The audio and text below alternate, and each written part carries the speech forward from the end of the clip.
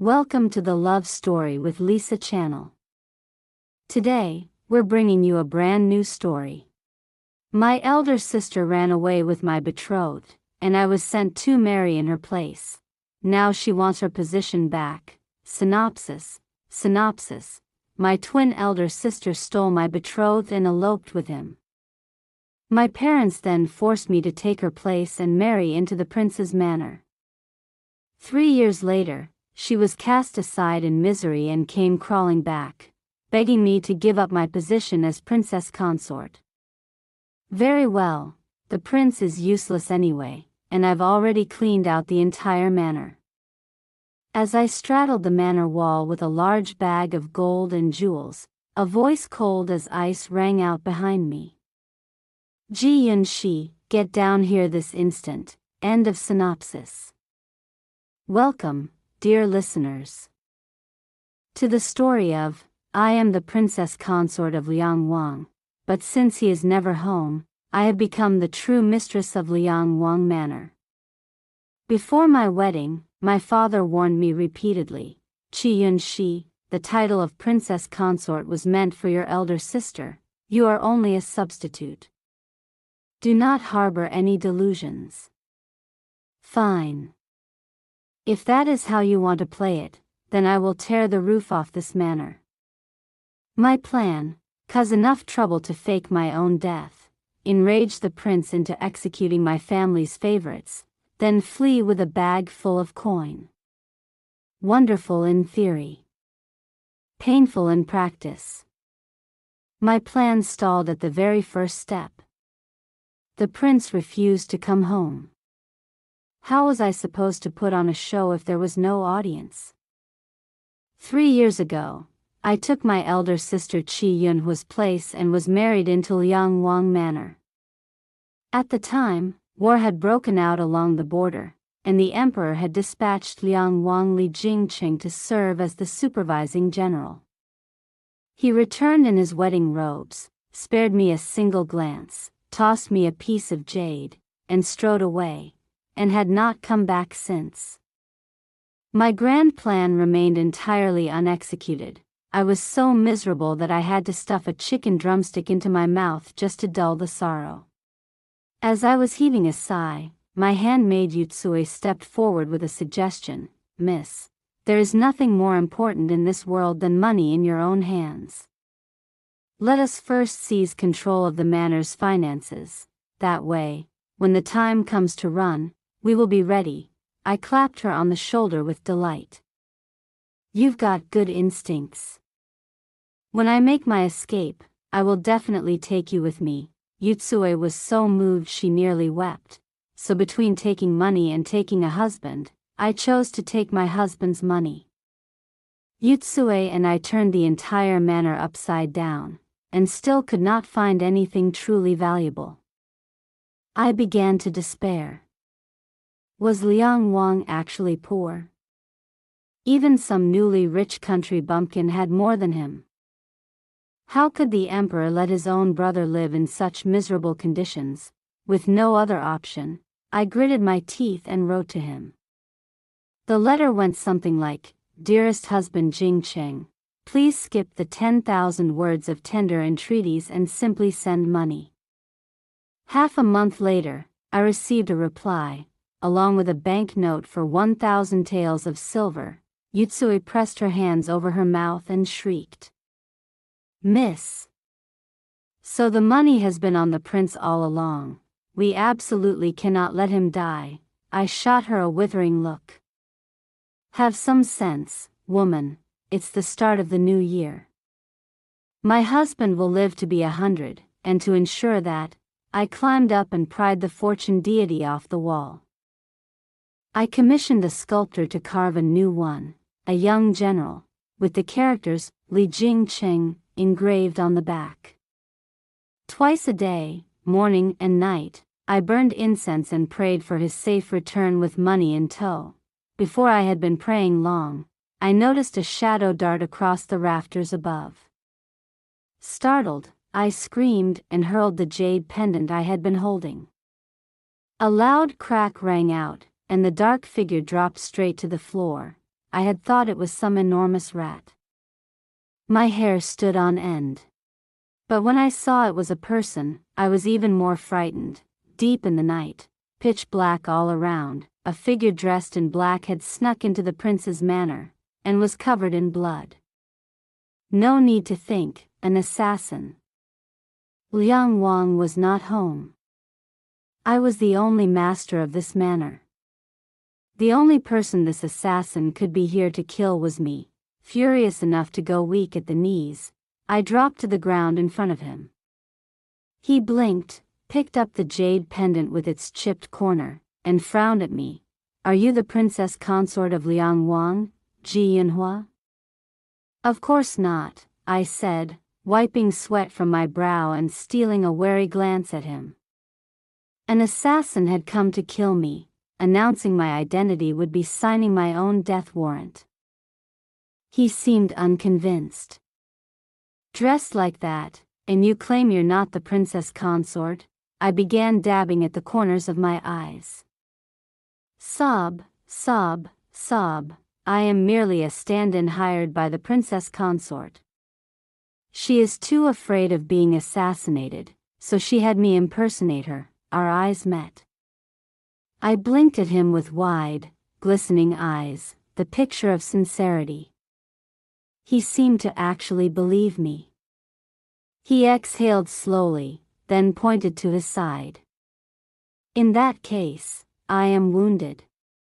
Help me apply some medicine." As he said this, he pulled off his outer robe, revealing a trim, firmly muscled waist and a sleek, sculpted physique. My eyes went wide on the spot. Well, and I did not even have to pay for the view. I swallowed, took 2 steps forward, and gave his trousers a sharp tug downward. The black-clad man looked at me, perplexed. "The wound is up here," he said, pointing at his side. "How would I know?" I retorted, unimpressed. "What if there's something wrong down there too?" I snuck a quick glance, then looked up, straight into his dark, icy stare. I laughed awkwardly, and quietly pulled his trousers back up. After bandaging his wound, the black-clad man not only refused to leave, but strolled around my room as if he owned the place. When he spotted the figurine set into the alcove in the wall, he pointed at it curiously. "What is this?" Before I could answer, he picked it up and turned it over. His eyes landed on the 3 characters engraved on the back, Li Jingcheng. I snatched it back frantically and hid it behind me. "How can you just touch other people's things?" He let out a quiet, sardonic laugh. "I have never seen anyone enshrine a statue of someone still living. He is my husband," I snapped. "If I want to build him a shrine, I will." "What business is it of yours?" "Oh. Really?" He drew a short blade from his belt, turning it idly in his hand with cool indifference. "Just now, didn't you say you weren't the princess consort?" Moonlight spilled through the window, catching the blade's cold edge. The air went rigid. I took a sharp breath, my mind spinning frantically. If a man is renowned for battle and great deeds, his origins should not matter. In my eyes, the prince sacrifices everything for his country. That makes him a great hero. Should I not admire him? The man before me paused, startled. "You genuinely believe that?" I nodded vigorously. More genuine than solid gold. His gaze softened.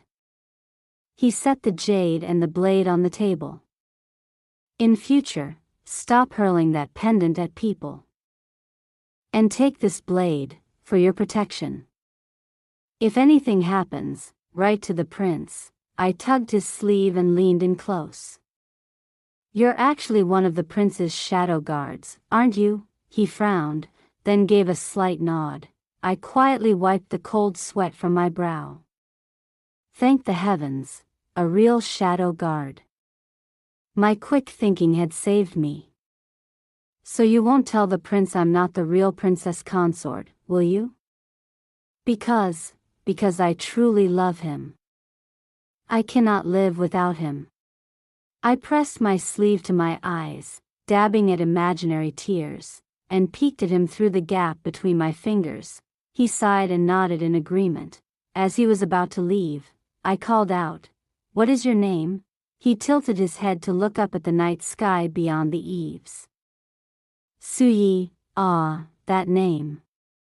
It suited him. The following morning, I found 2 gleaming gold ingots on the table. Could Suyi have left them by accident? I reached out involuntarily, picked one up, and bit down on it. Real gold. The people of Liangwang Manor truly had no shortage of money. Even the shadow guards were this wealthy. This time, I had struck it rich. I was still cuddling the gold ingot and lavishing kisses on it when Yutsue came running in. Breathless. "Miss, trouble. Your eldest sister is back. The master and mistress are summoning you to the Qi household immediately." I froze. Qi Yunhua, she was back. Had she not run off with her man? I rushed back to the Qi family home with Yutsue. By the time we arrived, Qi Yunhua was already sobbing in our mother's arms. Mother stroked her back and sighed, "My poor child, why has fate been so cruel to you?"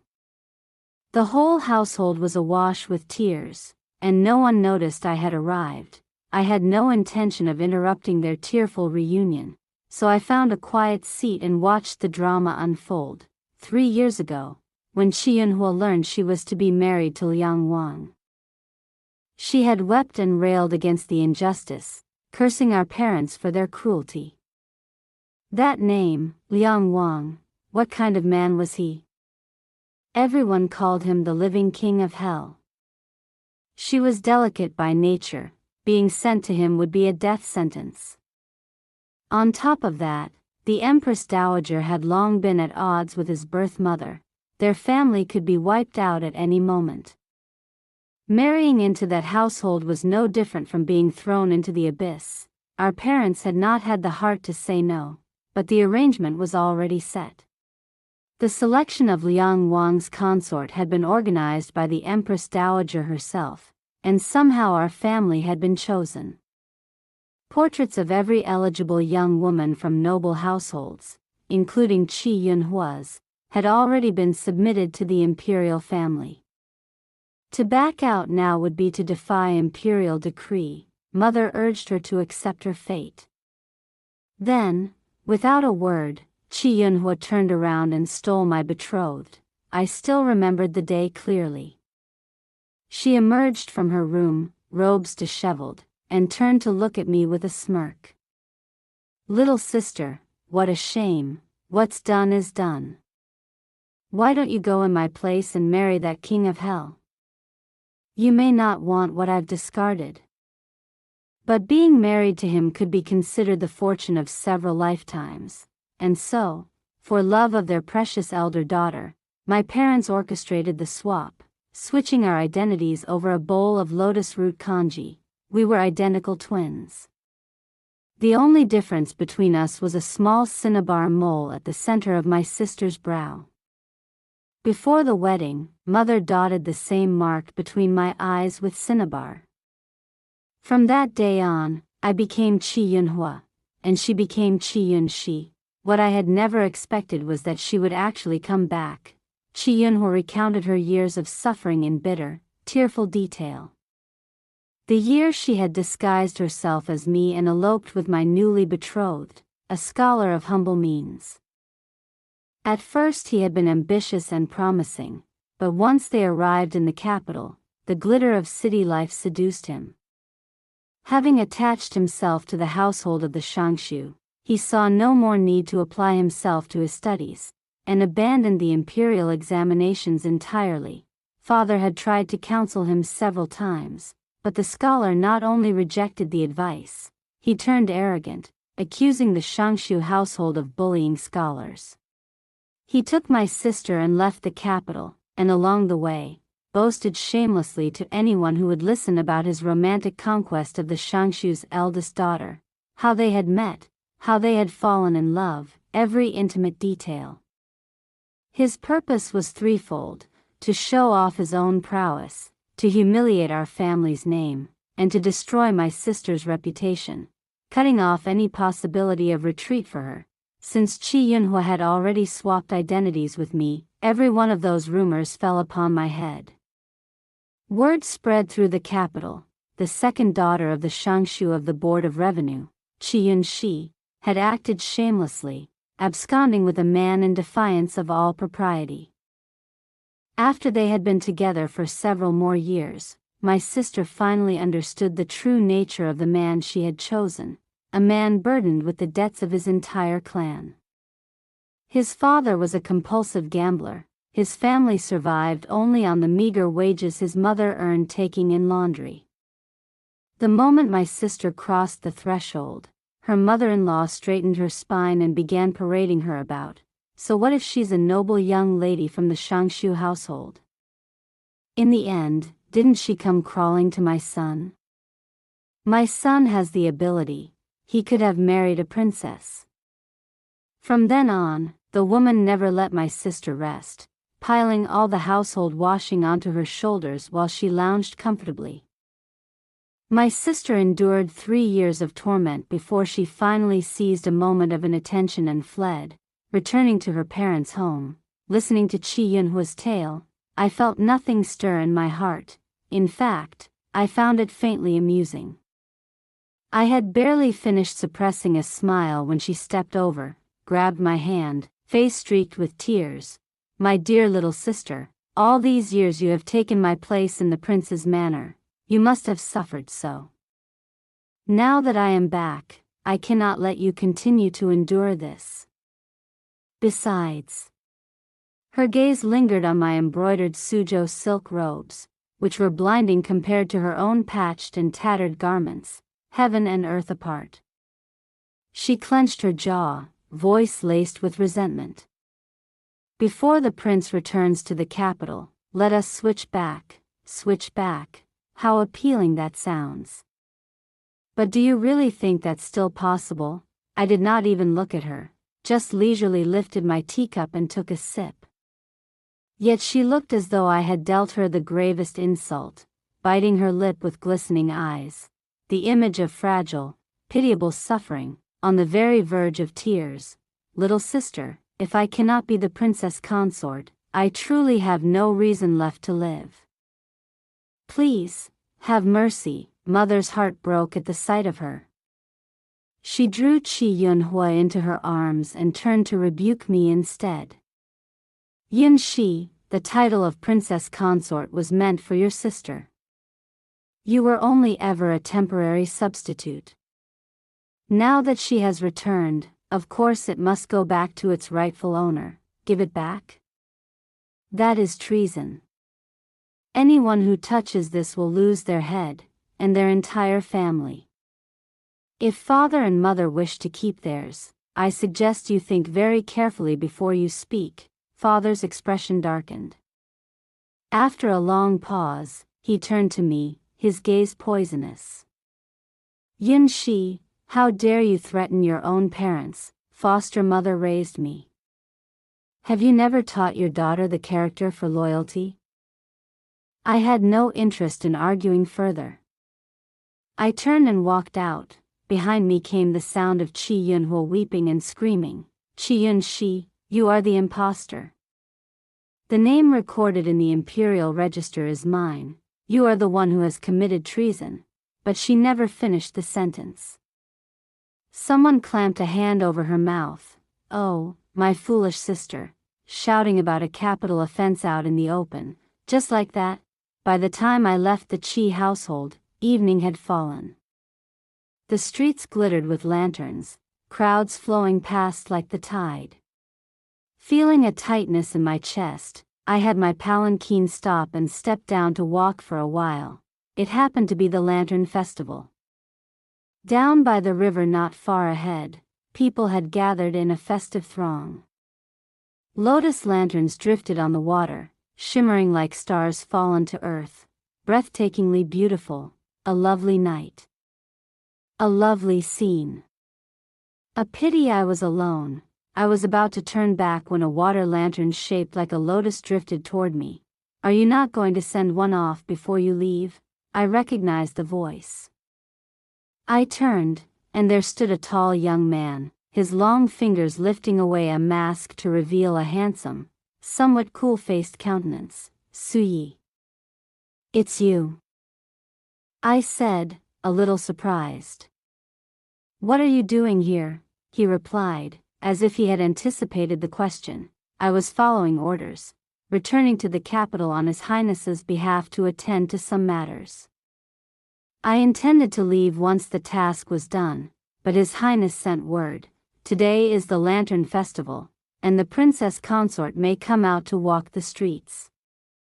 He asked me to come and protect you. Then why didn't His Highness come himself? He sighed slightly. Returning to the capital without imperial decree is a serious offense. Even a prince cannot appear in the capital openly. He could only send us instead. I noticed then that a young man stood beside him, good-looking. Likely another shadow guard. Quite fitting, really. Even the shadow guards had their own attendants. The young guard caught me staring and scratched his head, flushing slightly, then bowed respectfully. This subordinate greets the princess consort. What is your name, Your Highness? This subordinate's name is Su. He got halfway through before Sui behind him let out a pointed cough, cutting him off. The young guard turned in confusion, sweat beading on his forehead. That is, Su Feng, Su Feng. Su Yi. These names were just a touch too convenient. Did all the shadow guards of Liang Wang Manor share the surname Su? Then again, the emperor's own guards were numbered Long Yi, Long Air, Long San, Long Si, first dragon through ninth dragon. So perhaps it made a strange sort of sense. I accepted the lotus lantern from Su Yi and headed toward the riverbank. He clasped his hands behind his back and walked quietly close behind me.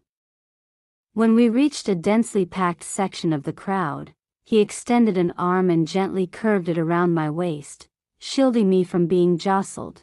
Thank you, I murmured. For some reason, perhaps because we were so close, my breathing quickened and my heart began to race. The tips of his ears flushed red.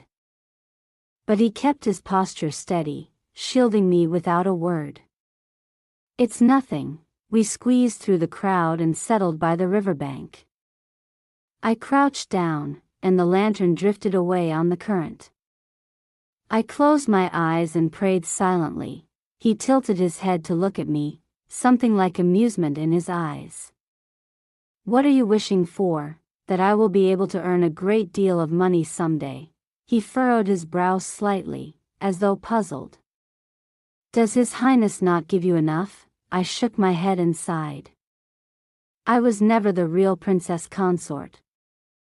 How can I go on spending his money indefinitely? The real one has already returned. I am an impostor. Sooner or later I will be driven out. He was quiet for a moment, then asked, You have lived in the manor all this time. Even if His Highness could not tell the difference, the servants in the household would know your face. How could a switch even be managed? I raised a finger to the center of my brow. My sister and I are identical twins. The only difference is that she has a cinnabar mole here, and I do not. As I spoke, I brought 2 fingers together, scooped a little water into my palm, and lightly rubbed at the spot between my brows a few times. The painted mark washed away clean. I let out a small sigh. You see? It is a fake. One wipe, and it's gone.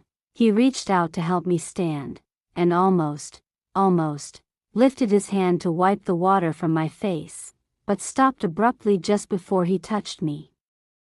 Our eyes met for a fraction of a second, then both looked away. He turned his head aside and drew a handkerchief from his sleeve. "Wipe it off, it's clean." I took it and dabbed my face. In the river below, the smooth surface reflected both our silhouettes. I stared at it, somehow entranced, and then, as if coaxed by some invisible force, the words slipped out. "And you, what did you wish for?" In the moonlight mirrored in the water, the face of the young man behind me softened into a quiet, warm smile. "May all that you wished for come true." Something in my chest sank, and a hollow ache pressed against my ribs. So he already had a wife. I felt suddenly awkward and stood up to leave. He followed a few steps behind, and noticing my deflated spirits, he said, "There is a stall up ahead that makes wonderful braised pork trotters. Why not eat before heading back?" My eyes lit up instantly. He leaned down beside my ear, voice gentle and coaxing, as if soothing a child.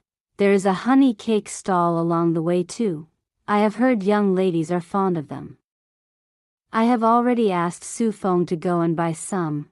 I leapt with delight and jogged a few steps ahead, turning back to wave at him.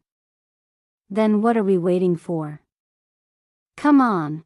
He watched me, the faintest smile on his lips, but in an instant, that smile froze solid, his expression went rigid.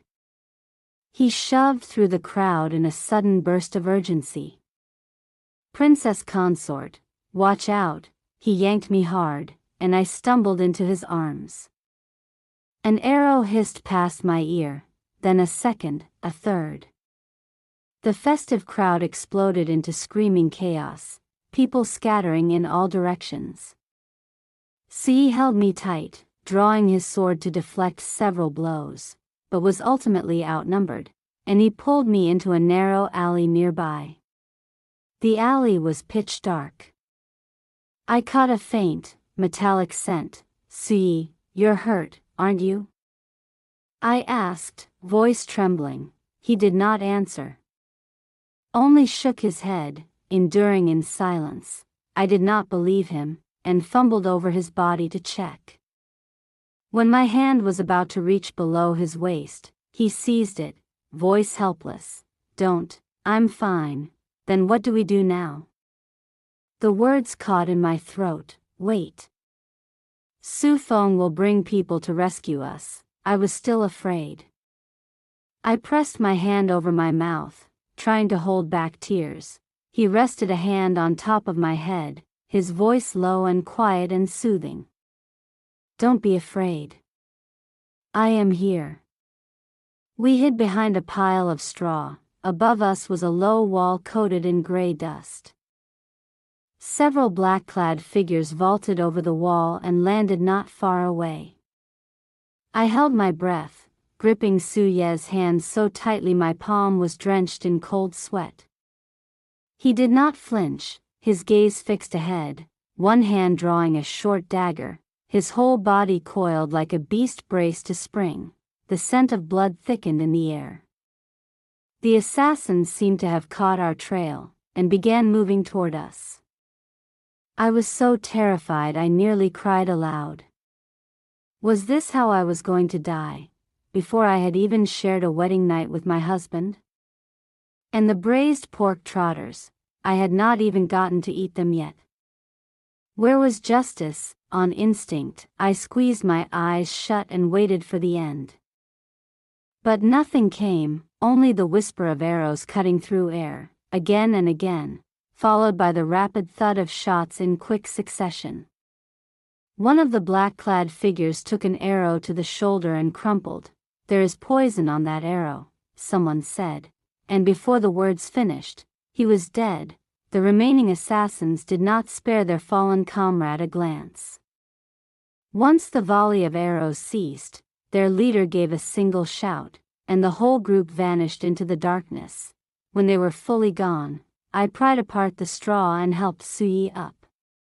In the pale moonlight, I finally saw that an arrow had lodged in his thigh. He had snapped off the shaft, leaving only the head buried in the flesh. I had known it.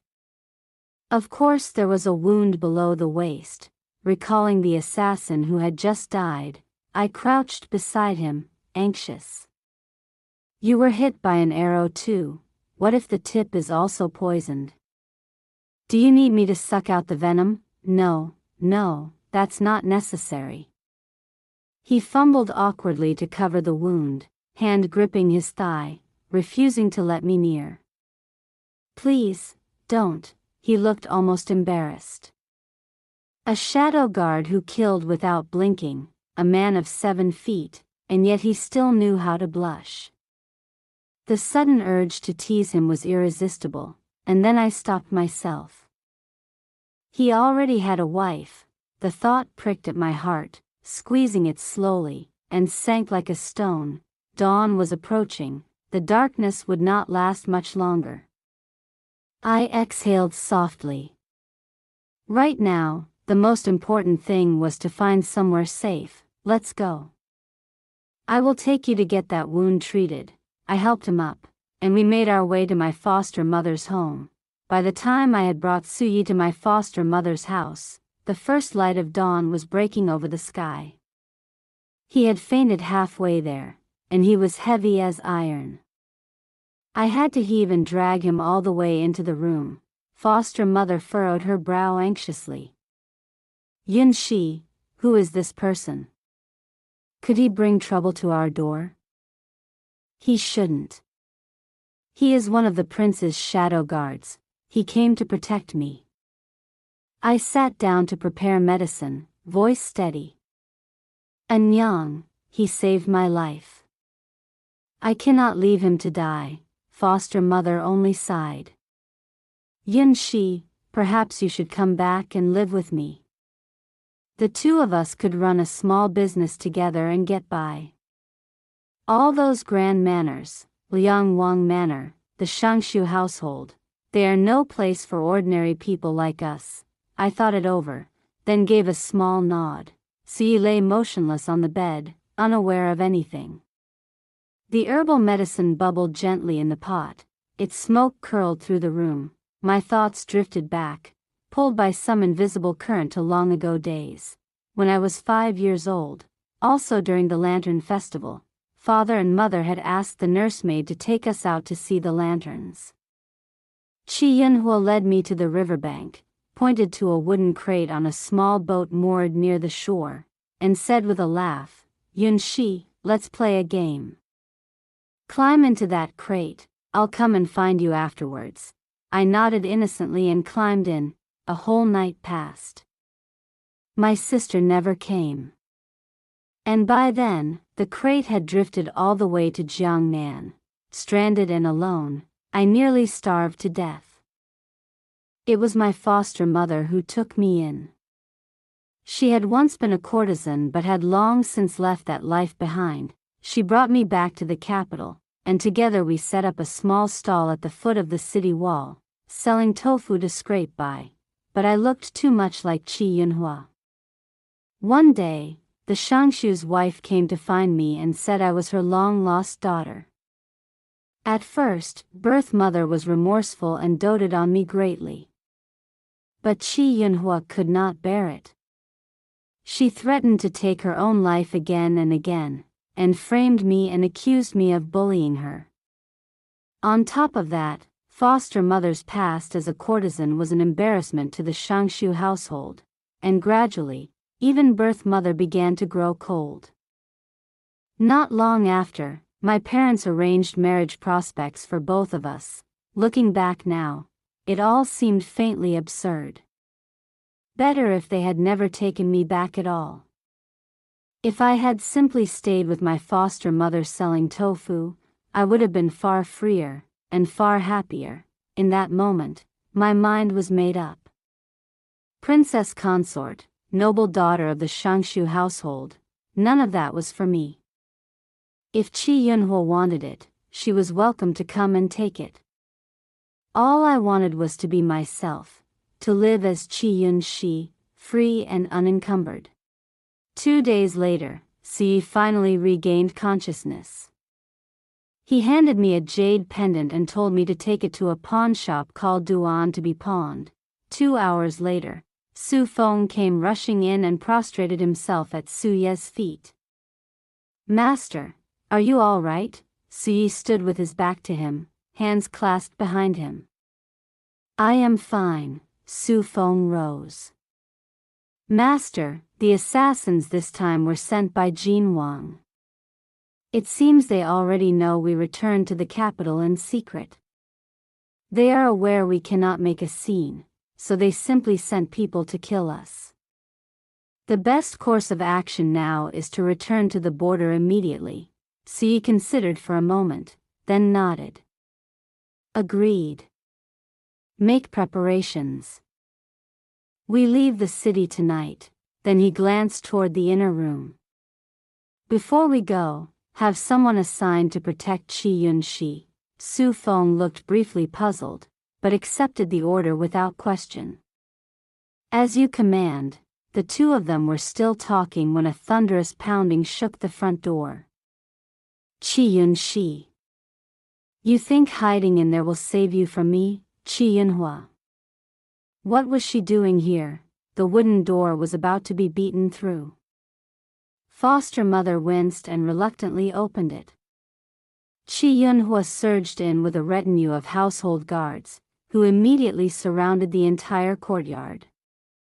She had even brought her own chair, setting it dead in the center of the yard and planting herself in it as if she were the mistress of the house. "Qi Yunhua, what do you think you're doing?" I rushed forward to demand an answer, but was seized by the guards and held immobile. Qi Yunhua leisurely sipped her tea. "Little sister, since you refused to come home, your elder sister had no choice but to come and collect you herself." I clenched my jaw and glared. "Does father and mother know about this? If I tell them, don't be naive." She cut me off with a cool laugh. "In our parents' hearts, there has ever been only one daughter, me. Even if I crippled you today, they would not say a word. They would help me cover it up." I pressed my lips together, keeping my composure. I was still princess consort of Liang Wang. The prince would stand for me. She burst out laughing, more smug than ever. "That is precisely why I am here. Did you really think that using the threat of treason would be enough to stop me? Qi Yunxi, you have a weakness too." Her gaze flicked sideways, a signal to the guards. They understood at once, lunging forward to seize my foster mother and force her to her knees. Qi Yunhua rose, walked over, grabbed my chin, and forced me to look at foster mother. "Look at her, Qi Yunxi. Do you still want to keep being princess consort? If you refuse to step down, I will break one of her legs today. I suggest you quietly remove yourself from Liang Wang Manor. Stop dreaming of what was never yours." Fury erupted so fiercely that I bit down hard on her hand the moment she let her guard slip. She screamed, her hand flying up to strike me, but before it landed, a stone flew in and struck the back of her hand with a sharp crack. "Ow! Who did that? Who dares hit me?" I did. The moment the words left the air, a shower of stones rained down, striking each guard with uncanny accuracy. They froze in place, completely unable to move. Only Qi Yunhua remained. Su Yi strode out from the rear courtyard, stepping in front of me and shielding me behind him. He looked at Qi Yunhua with cool composure. "The eldest daughter of the Qi household is quite bold. This kind of aggression is no different from banditry." Qi Yunhua had clearly been shaken, and she backed away warily. Who are you?" Su Feng opened his mouth to answer, but Su Yi raised a hand to stop him. "Who I am does not matter. What matters is that you apologize to Yun Shi." Qi Yunhua laughed sharply. "Do you know who I am? I am the eldest legitimate daughter of Lord Qi, the Shangshu of the Board of Revenue, the future princess consort of Liang Wang. You dare touch me? Do you have a death wish?" Su Yi did not respond. He exchanged a quiet look with Su Feng. In the next instant, Chi Yunhua was dragged to the ground and pinned with her face pressed against the flagstones. She struggled and writhed but could not break free. Her forehead struck the stone again and again. Blood welled up, soaking down her face. She wept and screamed, "Chi Yunshi, how dare you do this to me? When I become princess consort, I will make you pay 100 times over." Su Ye's brow furrowed. His voice was like ice. It seems she still has not learned her lesson. Strike her until she admits her fault. Su Feng immediately rolled up his sleeves and began raining slaps on her. One after another. A moment later, Chi Yunhua's face was swollen as a pig's head. She broke down and begged, "I'm sorry. I was wrong." Apologize to whom? Su Yi said quietly. Chi Yunhua, trembling, understood at once. "Little sister Yunshi, I am sorry. I was wrong. I won't do it again." Su Feng, in a spirit of helpfulness, looked up and asked, "Eldest miss, shall I pause? There are still 2 more before the 50 is complete. Shall I just round it up while I'm at it?" Su Ye's mouth twitched faintly. "No need to rush. A few extras won't hurt. Let no one say that Liang Wang Manor is stingy." When the beating was finally over, Chi Yunhua sobbed and crawled her way out of the courtyard. A pitiful sight.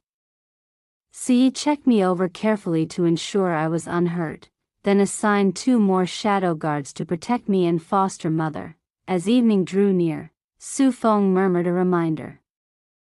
"Master, it is time." Before leaving, Su Yi drew me aside. "For the next few days, be careful. You may stay here or return to the manor, either way is fine. If Chi Yunhua comes to make trouble again, deal with it. I will settle everything when I return." I looked up at him. "And when will you return?" He thought for a moment. "The fighting at the border is mostly done. There are only a few remaining matters to resolve. At the latest, 1 month, and if you return, then what?" Something hot and indignant rose in my chest. I don't want to be princess consort anymore anyway. "Let Chi Yunhua have it." He paused, surprised. "Why not?" I rose on my toes and leaned close to his ear, lowering my voice. "Because the prince, you know, is not capable in that department." His expression darkened visibly. He was clearly displeased. "Who told you that?" "Yutsue told me." "Everyone in the manor knows. Have you not heard? Apparently Liang Wang favors the company of men. He is always clinging to the head of the shadow guards. They most certainly have an affair going on." I blinked at him with great interest, ever eager to gossip. "You are a shadow guard yourself. Do you have any inside information? Tell me everything." Before the words had fully left my lips, a thud rang out as someone dropped from the top of the wall. Su Feng landed in the yard, face flushed red from suppressed laughter, rubbing the back of his head awkwardly. "Forgive me, I did not mean to eavesdrop." I truly could not help it. Su Ye's expression had gone as black as the bottom of a pot. He gave a cold snort and, ignoring me entirely, swept his sleeve aside and stormed off in a fury. I stared after him. We had been chatting along so pleasantly. Why had he just walked off like that? After Si left, Chi Yunhua came to make trouble a few more times, but was driven off by the shadow guards at the gate every single time. Eventually, she stopped daring to come at all. The days began to grow rather dull. One sunny morning, I dragged a basket of melon seeds outside and sat down to gossip with the 2 shadow guards to pass the time. "Want some melon seeds?" I offered the basket to them generously. We wouldn't dare. They refused in unison. perfectly straight-faced. How terribly unfun. I resigned myself to cracking seeds alone, still doggedly attempting conversation. What are your names? Where are you from? Are you married? The two exchanged a glance. In the end, they managed to answer only the first question. I am Zhu Xing. I am Yu Feng. That was not quite what I had imagined. Weren't they supposed to have the character Su in their names? Why don't your names have Su in them? I asked, puzzled. Zhu Xing thought it over. In the Shadow Guard battalion of the Prince's Manor, only Su carries the surname Su. But what about Su Feng? Zhu Xing frowned. Who is Su Feng? There is no one by that name in the Shadow Guard battalion. He turned to Yu Feng. Do you know a Su Feng? Yu Feng shook his head. Never heard of him. Now it was my turn to go blank. That couldn't be right. I had clearly met Su Feng with my own eyes. I sat down and thought hard for a long time. These two were clearly not the sharpest minds, but at least a little less quick-witted than me. So I pressed on. In that case, who is the head of the Shadow Guards? Zhu Xing answered simply. Su Yi. My heart lurched. Oh no. Oh no, oh no, oh no. No wonder he had been so furious. I had gone and spread those ridiculous rumors right in front of the very person they were about. But wait, to be fair. If the prince truly favored the company of men and clung to Su Yi day and night, then did that mean that a wife, in Su Ye's heart, was actually the prince? It made sense. Every piece clicked into place. The prince is incapable with women, but has a relationship with Su Yi, which means Su Yi is the capable one. Well then, you little wretch. I see you. I was so delighted by this discovery I spun around in circles in the courtyard, then cracked 2 more melon seeds and crunched away cheerfully. What a high-quality piece of gossip. The more I heard of it, the more satisfying it was. But then a thought struck me. I now knew a catastrophic secret of the imperial family. Would I be silenced for this? I broke into a cold sweat. No. I had to plan my escape first. I decided to write 2 letters to the prince to test the waters. He did not reply, and stopped sending money altogether. I was finished. Truly finished. I could feel myself edging 1 step closer to being silenced. Better to run before that happened. Before fleeing, I returned to the manor one last time. The prince had not come back yet, and if I was going to leave, I was going to leave things good and muddy first. First, I took it upon myself, in the prince's name, to formally install 18 concubines. The prince had no use for them anyway. These women had been barely scraping by on the outside. At least in the manor they would be well fed and comfortable in their old age. It was doing good deeds for my own karma, and it would also be the death of Qi Yunhua's ambitions. I savored the image of her becoming princess consort someday, then being forced to face 18 rooms of sisters squabbling for the prince's attention every single day. My amusement was difficult to contain. Once that was sorted, Yutsue and I quietly began carrying everything of value out of the manor. Yutsue lugged boxes and wept loudly the entire time. Sob, sob. Miss, you really did bring me along when you ran away. I gave her an encouraging pat. Of course I did.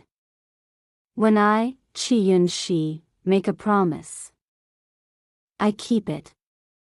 From now on, we will take on the world together. Do well and I'll give you extra drumsticks. Yutsue was so moved she threw herself into the packing with the fervor of a woman possessed. Meanwhile, I sat astride the manor wall, hugging the last large bag of loot and preparing to toss it over.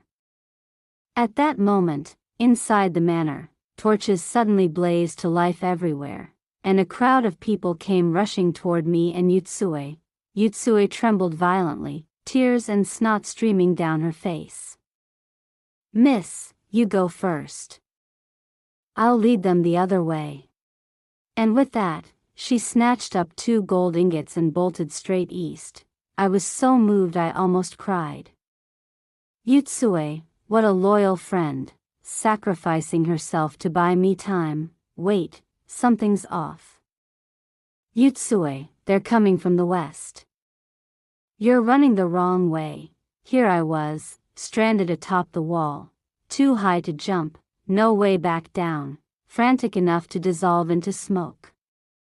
Yutsue, you look exactly like you're the one escaping. Come back and help me. Yutsue moved like greased lightning. Her figure vanished into the darkness as if she had never existed. I was entirely, completely, utterly doomed. Not long after, a familiar figure appeared before me, clad in brocade court robes. Surrounded by imperial guards, advancing at a measured pace. His eyes were blazing with fury. "Chi-Yun-shi, get down here this instant." So he grabbed me off the wall as if he were picking up a kitten by the scruff, and hauled me, without a shred of gentleness, straight from the wall into the inner chamber. I flailed and struggled. "Suyi, have you no sense of decency?" "I still have my dignity, you know." He threw me down onto the bed and pressed forward with an overwhelming force. "Then kindly explain to me, what are the 18 concubines about?" I shoved at him. "The concubines were installed for the prince, not for you." "What are you so worked up about?" The moment the words left my mouth, I caught myself. Wait, this was wrong. He cared for the prince. If I had done this, hadn't I effectively made him jealous? I really had been rather inconsiderate, I faltered, laughing awkwardly. Sorry, but trust me, even with a few more concubines, your place in the prince's heart won't be affected in the slightest. Could you get off me now? He looked at me. His gaze was cold as ice. Then, abruptly, he leaned in close. Chi-Yun-shi, sometimes I genuinely want to crack open your head and see what is actually in there. And then he kissed her. One kiss, then another, pressing down so relentlessly she could barely breathe. Her mind went completely blank. Utterly disoriented, this was wrong. What was happening? Everything was upside down. Suyi. The prince. Chi-Yun-hua. 18 concubines. Just what, exactly, was the nature of all these relationships? After the kisses, she pushed him away in flustered indignation. Suyi, are you mad? I am the princess consort. Are you not afraid the prince will come back and take your head? At that moment, a shadow flashed past the window. Su Feng leapt into the room, clasped his hands in a bow, and smiled brightly. The princess consort called for me? Is there something I can help with? The man before her raised an eyebrow and cast Su Feng a withering look. Suyi, get out. Without my permission, no one enters uninvited. In that moment, Ai's mind crashed completely. Wait. Let me piece this together. He is Suyi, so who is he? The man leaned down until his mouth was beside her ear, every word landing like a stone. Who do you think? Naturally, your husband. The one you've been saying is incapable in that department, Liang Wang. Li Jingcheng, her heart seized, her eyes rolled back, she fainted dead away. When she came to, it was the following morning. Li Jingcheng sat at the edge of the bed, hair slightly disheveled, sharpening a knife. I squinted and pretended to be asleep, trembling from head to toe. What was happening? Was he going to kill me? Was this revenge for the things I had said about him? As I lay there in terror, I swallowed involuntarily, loudly. Li Jingcheng's gaze swept across the quilt, which was quivering as if about to burst apart. He picked up the short blade, and the corners of his mouth curved upward. This one's fairly sharp. I was debating whether to take the stem end or the tail end. I could no longer stay still. I flung back the quilt, sat bolt upright, and burst into tears of aggrieved indignation. Li Jingcheng, was that really necessary? If you want to kill me, at least let me have a full meal first. At that moment, a ripe peach appeared before my lips. When I still did not eat, he used the blade to skewer another slice, then popped it into his own mouth and chewed. I stared at him, dumbfounded. You were sharpening that knife just to cut a peach, he smiled placidly.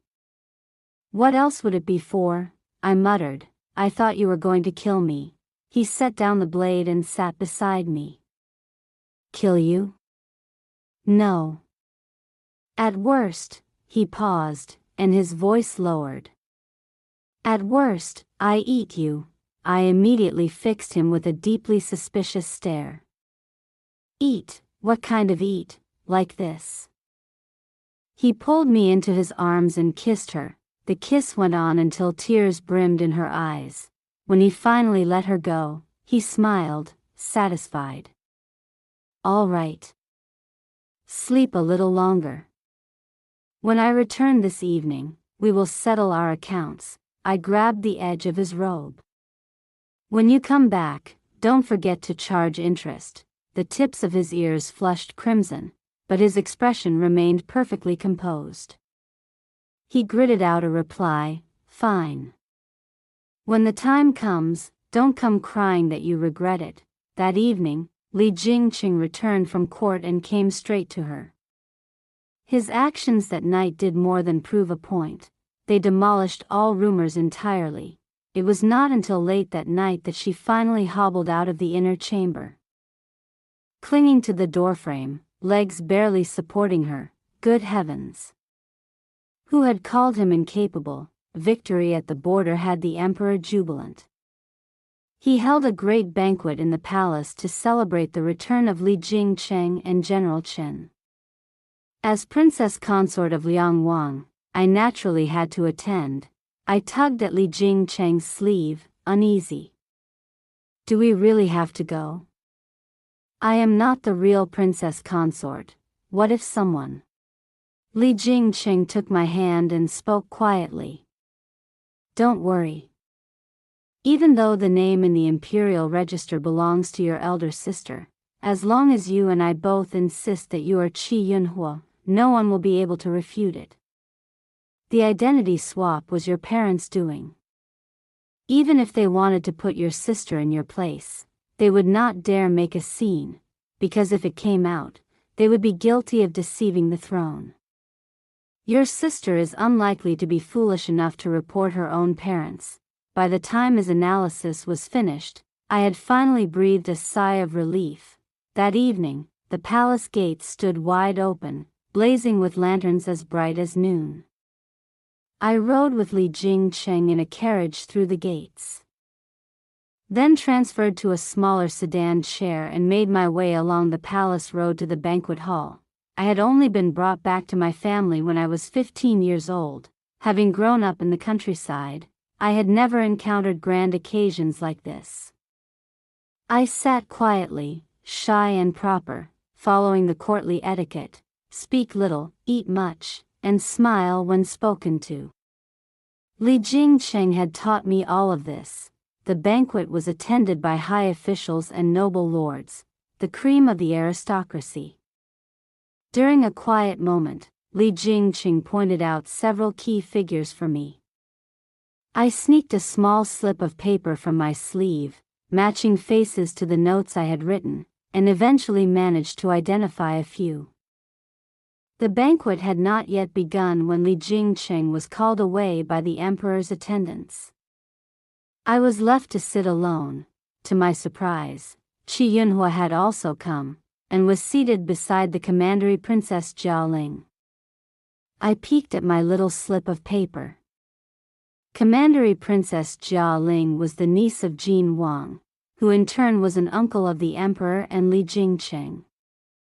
By generation, she was our peer, but by the look of things, she and Qi Yunhua were already on familiar terms. I could only hope they were not about to expose the identity swap.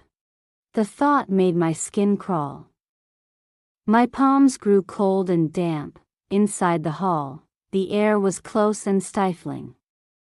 I was feeling increasingly suffocated, and since the banquet had not yet started, I decided to step outside for some air. The moment I stepped through the doors, a derisive laugh rang out behind me. Well, look who we have here. Commandery Princess Jialing swept forward and stopped in front of me, chin lifted, contempt plain on her face. Qi Yunhua followed close behind, and smiled sweetly. Your Highness, this is my younger sister Qi Yunxi. I gripped the folds of my skirt tightly, forcing a smile. My sister is joking. I am the princess consort of Liang Wang. Qi Yunhua and the Commandery Princess exchanged a glance and burst into mockery. Enough pretending. Yunhua has told me everything. You stole your own elder sister's place as princess consort, and you still dare to put on airs? Shall I go and tell Jing Qingji right now? As she spoke, the Commandery Princess shoved hard at my shoulder. A child so young with a heart so vicious. Today, on behalf of heaven, I shall teach you a lesson. Yutsue rushed forward to steady me and dropped to her knees. Your Highness, this is inside the palace. Regardless of the circumstances, the princess consort is still His Highness's imperial sister-in-law. You cannot insult and humiliate her without cause. The Commandery Princess erupted, kicking Yutsue aside. Inside the palace? So what? I grew up here, even the emperor dotes on me. Who do you think you're threatening? Or are you afraid I'll expose you? Can't stomach the crime of deceiving the throne? I quickly stepped in front of Yutsue and lowered my voice. Your Highness, if you are truly Qi Yunhua's friend, you understand how serious this matter is. If you genuinely wish to make a scene, then we can all go down together. How dare you threaten me? I'll go straight to the emperor right now. She spun around to march off, but Qi Yunhua seized her arm. Your Highness, absolutely not. This matter must be handled quietly. All we need to do is give that wretch a small punishment in private. It cannot come to light. The Commandery Princess turned back and looked down at me haughtily. You, impostor. If you kneel down right now and lick my shoes clean, I will let you go. I did not spare her another glance and turned to walk away. The Commandery Princess Jialing screamed after me. Qi Yunxi. How dare you ignore me? I'll go straight to the emperor and tell him you're not the real princess consort. At that moment, an unhurried but imperious voice drifted over from behind. Who is the impostor? Come, let someone speak plainly. I turned at the sound. A grandly dressed noblewoman was approaching from the far end of the corridor, surrounded by palace maids and eunuchs. Every attendant in the vicinity dropped to their knees at once. We greet the Empress Dowager. I hastily knelt as well. Beside me, Commandery Princess Jialing knelt, pale with horror, muttering under her breath, "It's over, it's over." I only meant to frighten her a little. How did the Empress Dowager end up hearing? And so all three of them, Qi Yunhua, and the Commandery Princess Jialing, were escorted by the Empress Dowager to a side hall. The Empress Dowager insisted on getting to the bottom of it. Qi Yunhua, realizing she could not wriggle out, pushed all the blame squarely onto me. Your revered Empress Dowager, in your great wisdom, I am the true and rightful princess consort of Liang Wang. My husband and I had lived in harmony, until my younger sister Qi Yun she stole my identity and crept into the manor in my place, usurping my position. She gave a dramatic sniffle here. My sister and I look absolutely identical, and so even Liang Wang has been deceived all this time without knowing. Commandery Princess Jia Ling chimed in immediately. I can bear witness, she is the real Qi Yunhua. We have known each other for years. I could not possibly mistake her. The Empress Dowager regarded Qi Yunhua with a cool gaze. Apart from the Commandery Princess's testimony, do you have any reliable evidence to prove you are Qi Yunhua? Sensing that the Empress Dowager seemed inclined to believe her, Qi Yunhua grew eager and pressed on quickly. I have a cinnabar mole between my brows. I was born with it. When the palace artist came to paint portraits for the consort selection, he would have recorded this feature. Your Highness need only compare the portrait to see. The Empress Dowager coolly surveyed both our brows, noted that each of us appeared to have a red mark at the center, and gave a command. Someone, bring 2 basins of water and wash their faces. Cold sweat broke out across my skin. My entire body went rigid. Qi Yunhua, meanwhile, looked as though she already held victory in her hands, watching me with gleaming, triumphant eyes. I glanced around the room. Everyone was present, except for Yutsue. Please, of all moments, do not tell me she has actually run away again. Palace maids swiftly came forward and washed both our faces clean. The Empress Dowager looked at me, the red mark between my brows was gone, and slapped the table in fury. Outrageous, you dare deceive the throne and impersonate the princess consort. Drag her out and flog her soundly. I dropped to my knees in panic. Empress Dowager, this is only one side of the story. How can you believe it so easily? She herself just said that when the palace artist came to paint portraits for the consort selection, he would have recorded the relevant features. I beg your Highness to produce that portrait for comparison, so that I may be proven innocent. My voice was shaking. I knew the portrait alone would not save me, but I only needed to buy time. Time for Li Jingcheng to arrive. He was the only one who could save me now. Qi Yunhua brightened when she heard me mention the portrait, and smiled with satisfaction. Empress Dowager, by all means follow her suggestion, have the palace produce the portrait. Let her be proven wrong beyond all dispute. The palace maid departed swiftly to retrieve it.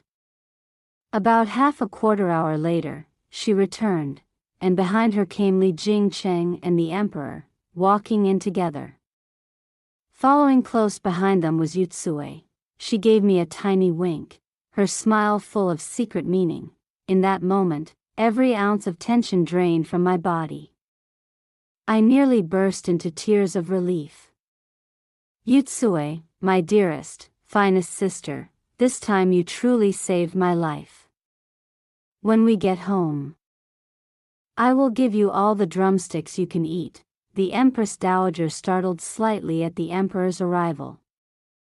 Your Majesty, the banquet is still underway. Why have you come here? The Emperor settled into a seat, eyes curved with amusement. I heard there was entertainment happening here and thought I would come and watch. Mother, please continue. The Empress Dowager gestured, and someone unrolled the portrait, every eye in the room fixed upon it. Breathless. In the painting, a beautiful woman stood beneath the broad leaves of a banana tree, and at the center of her brow, there was no cinnabar mole. What? I looked over at Li Jingcheng. He gave the faintest curve of his lips, then slowly raised his right hand and made a gentle brushing gesture across the center of his brow. I remembered then, the night we had been hunted by assassins and hid in the narrow alley together. He had made the same gesture then, and had said quietly, "Don't be afraid. I am here." My eyes had stung with tears even then, so this was what it felt like, to have someone hold your heart so gently. No one had noticed the small exchange between us. Every eye was now turned on Chi Yunhua. Her eyes flew wide. She screamed, "How can this be? This is impossible. Call the court artist, let him testify. How could he do this to me?" The Empress Dowager's patience snapped. Insolent. Was all this commotion not enough? No one here has time for your theatrics. Drag her out and flog her. She rose to leave. Chi Yunhua lunged forward and prostrated herself at her feet, kowtowing without cease. "Empress Dowager, please hear me out. I truly am Chi Yunhua." Weeping, she turned and jabbed a finger at me and Li Jingcheng. It was them, they planned this together. He is my sister's lover.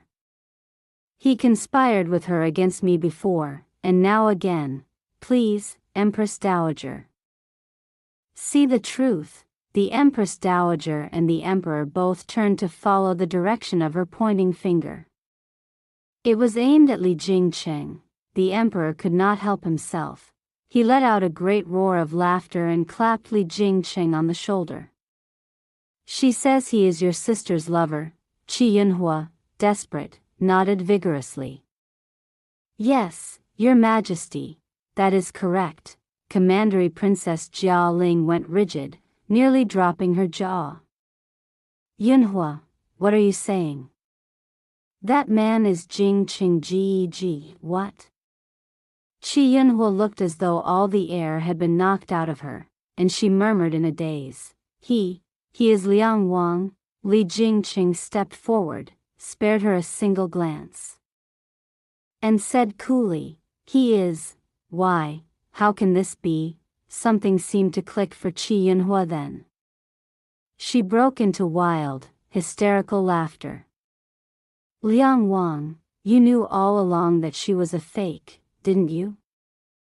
Then you are just as guilty. You and the entire Qi family all committed treason." She seemed to have lost her mind. She crawled up to the Empress Dowager's feet and knocked her forehead against the floor again and again. "Empress Dowager, I wish to report the crime of Shangshu Qi Kongming, who arranged an illegal swap of the princess consort, replacing her with his daughter Qi Yunxi. And Liang Wang Li Jingcheng was complicit in the cover-up. All of them are guilty, all of them should die alongside me." The Empress Dowager frowned deeply, her expression briefly hesitant. She turned to glance at the Emperor as if weighing his reaction. The Emperor spoke without a flicker of hesitation, his tone perfectly level. "The second daughter of Shangshu Qi Kongming, Qi Yunhua, has behaved with gross impropriety before us, her conduct erratic and unhinged. Drag her out for 30 strokes of the heavy board. Once her wounds have healed, confine her to the Tower of the Afflicted, never to be released." Chi Yunhua pointed at me with a shaking hand and laughed until she wept. Ha ha, Chi Yunxi, did you hear that? You lose. The winner in the end is me. It is me. 2 imperial guards stepped forward, seized Chi Yunhua's arms, and hauled her to her feet. The color drained from her face. She shrieked wildly, "What are you doing? What are you doing to me? I am Chi Yunhua. I am the princess consort of Liang Wang. Chi Yunxi is the impostor. She." The emperor's patience ran out. He flicked his hand. The chief eunuch understood at once and shrieked in his thin, piercing voice, "What are you all standing there gaping at? Take her away." Chi Yunhua was dragged off. Not long after, a wrenching, anguished scream echoed down the long corridors of the palace, then was swallowed entirely by the music of the banquet. Commandery Princess Jia Ling was also punished, confined to her manor and ordered to reflect on her transgressions. At last, the matter was settled. A few days later, Li Jingqing took me into the palace to pay respects to his birth mother. She was a poised and elegant woman, her bearing serene, her face untouched by time. Nothing like the rumors that described her as a woman living in perpetual fear and humiliation under the Empress Dowager's thumb. She invited me to sit and take tea. Her gaze gentle and warm. She smiled and said, "You have been staring at me so long. You must be thinking that I do not look the way the rumors describe." I nodded honestly. She laughed softly, shaking her head. How refreshingly candid. I rather like that. Then she unclasped a fine jade bracelet from her wrist and placed it on my arm, giving the back of my hand a light, affectionate pat. "Not only you, many people believe the Empress Dowager and I are at odds. The reason is this: years ago, I climbed into the late emperor's imperial bed and gave birth to Jingqing. But what no one knows is that at the time, the Empress Dowager had only recently given birth to the present emperor. Her health was still frail. The favored consort Hui had seized the opportunity to win the emperor's affections, and had grown so bold that she openly humiliated the Empress Dowager, who was powerless at the time, her family without influence. She was on the verge of losing imperial favor entirely. I was a palace maid who attended her. I had a certain appearance. Every time the late emperor visited the Empress Dowager's chambers, his eyes would linger on me. And so the Empress Dowager came to me and suggested, rather than let consort Hui hold all the favor, why not let me share in it? She turned to look out the window, and sighed softly. Those were truly dangerous times. We risked our lives to protect both the emperor and Jingqing. The Empress Dowager told me then, whichever of our two children became crown prince, he would be her son. Jingqing and the emperor have always been as true brothers. In the end, the Empress Dowager's son was named crown prince, but even on his deathbed, the late emperor wavered. He tested Jingqing's resolve. Jingqing knelt and said, "The crown prince is benevolent and worthy. I vow to serve him with all my loyalty and shall never harbor a second heart." Only then did the late emperor make up his mind and pass the throne to the present emperor. Before he died, the late emperor had Jingqing garrison his troops at a city near the capital, while the emperor himself controlled the palace guards within. Should any rebellion arise, the two would coordinate inside and out to crush it together. After that, the rumor that I was at odds with the Empress Dowager was allowed to spread, deliberately. The purpose was to make those with ambitions think that Jingqing and the emperor were estranged and scheming against each other. As a result, countless secret letters poured into Jingqing, proposing alliances for rebellion. But every single one of those letters was handed over to the emperor, and every one of those men was dealt with quietly. Their blood barely spilled before the treachery was extinguished. At the time, many officials vanished without explanation. No one understood why, and the emperor could not speak of it publicly, for to openly acknowledge that he had ordered the private execution of his own ministers would be to leave a stain on his name that could not be washed clean. And so Jingqing and I chose to stay silent, and the rumor of our discord with the Empress Dowager persists to this day.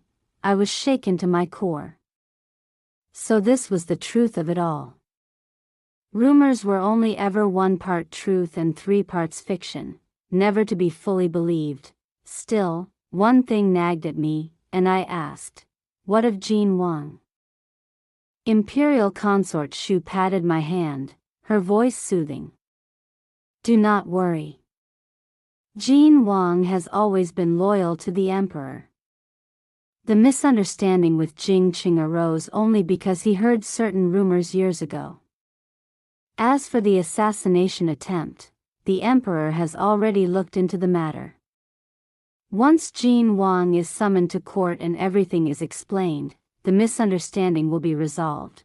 Only then did I truly feel the tension leave my body. Half a month passed in a blink. I made a visit to the Qi family home. Hearing I had come, mother rushed out to greet me herself. Your subject greets the princess consort. May the princess consort live 1,000 years.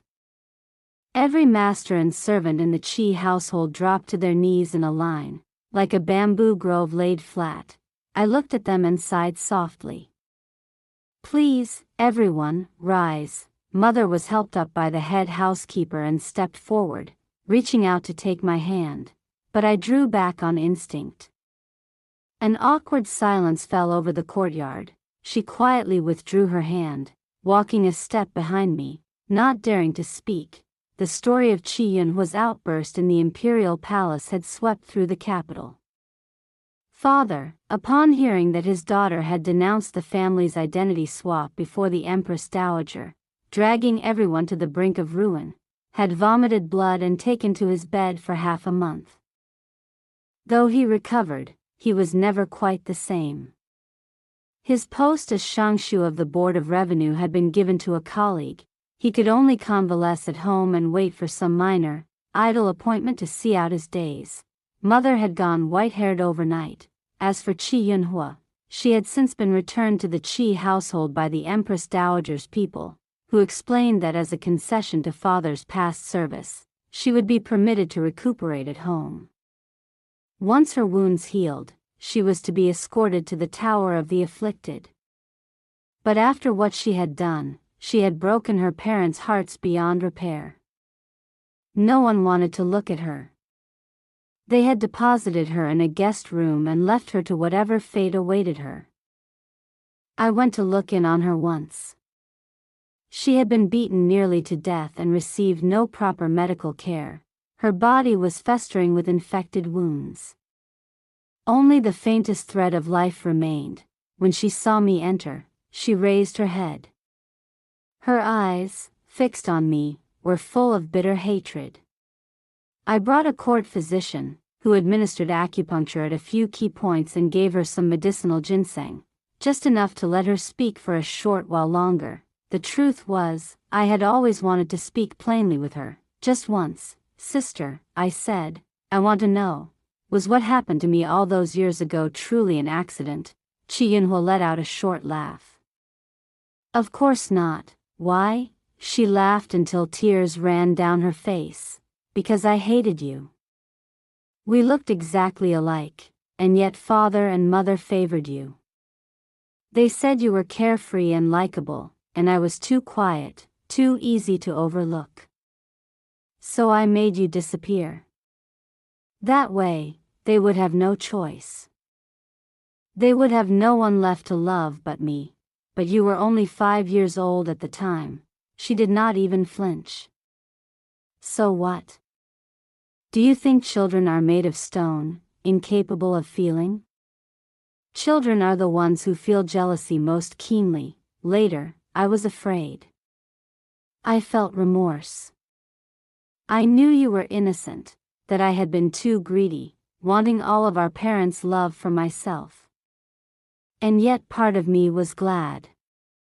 I had finally gotten what I wanted, until you came back. Her gaze turned venomous, her voice beginning to shake. Qi Yunshi, why did you have to come back? The moment you returned, their hearts tilted toward you again. All those years I spent being the dutiful, devoted daughter, and it was worth nothing compared to 2 tears from you. So I hated you even more. I wanted everything that was yours. You ruined me, it was all because of you. Why didn't you just die? By now, I understood everything. I understood why Qi Yunhua had always sought to destroy me. I understood why my parents' affections had been so erratic, so impossible to predict. I stood, turned, and walked out of the room. Before I left, I only said one thing, Qi Yunhua, everything that happened to you, you brought upon yourself. The bitterness you are swallowing today is the bitterness you cultivated. In your next life, try to be a better person. I turned and walked away. Behind me, a broken, anguished cry rang out, and then, slowly, fell silent. In the outer courtyard, Mother stood beneath the bare plum tree, stripped of its blossoms, holding a food box in both hands. I did not know how long she had been standing there. Her eyes had gone red without her noticing. Yunshi, I am sorry. I failed you. I walked past her and said, lightly, there is no need for that anymore, Mother. I have grown up. Your affection is like that food box. I no longer need it. Snow fell thick and heavy, filling the sky. I turned and walked away, leaving the figure behind me, and everything that came with her, to dissolve slowly into the vast and silent white. After that snowfall came the new year, and eventually spring arrived. The willow branches had barely begun to bud when the first green of spring was already strewn across every bough. Yutsue stood in the courtyard, holding a fire stick, eyes fixed on the pile of fireworks below, her gaze drifting mournfully in my direction. Miss, do we really have to set them off? I don't dare. Foster mother promptly shoved her aside, rolling up her sleeves. Oh, move aside, child. Go eat your sweets. Let me handle this. I sat cross-legged, sipping tea, watching the proceedings with great amusement. Right, foster mother and I had opened a restaurant. Not an ordinary one either. The frontage was as grand as any palace hall. Foster mother had declared, this is called presents. You have to make it spectacular. And for good measure, she had recruited all 18 concubines from the prince's manor to come and help. I nearly choked on my tea. Anyang, are you opening a restaurant or a brothel? Foster mother patted the side of her carriage with great pride. Of course, a restaurant. These young ladies sell their talent, not their person. I have trained them personally. Everyone is gifted in both arts and beauty, guaranteed to please. No sooner had she finished than a whole gaggle of young women on the upper floor were casting flirtatious glances, tossing handkerchiefs, and calling down with great enthusiasm, honored guests, do come up and join us. I spat out my tea, narrowly missing the table beside me. Foster mother gave an unimpressed sniff. You do not understand. This is called driving traffic. All right, you want to play it this way, then I will play too. No sooner thought than done. I changed into a different outfit, covered my face with a veil, and ran upstairs to wave merrily at the people below. Foster mother pulled me aside, face creased with disapproval. Yunshi, you are a princess consort. How can you carry on like this? I winked at her. Simple.